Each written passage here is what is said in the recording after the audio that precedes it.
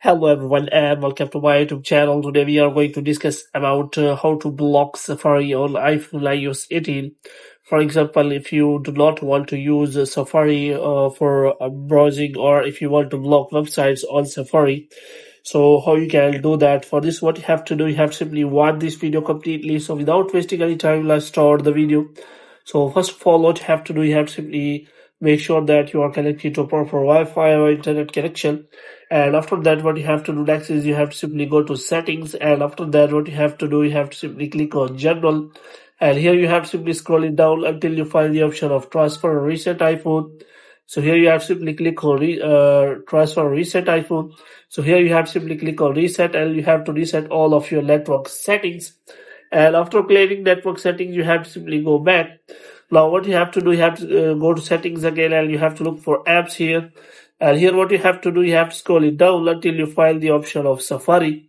So here what you have to do, you have to simply go to Safari settings. And here what you have to do, you have to simply select for default browser Safari.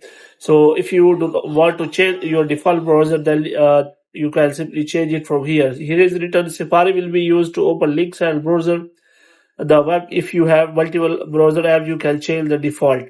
So if you want to use multiple browser, you can simply change the setting from here.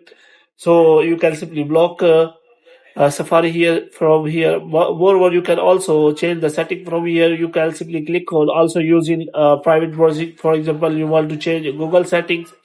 Moreover, you can simply scroll it down, and you can simply find many settings related to that.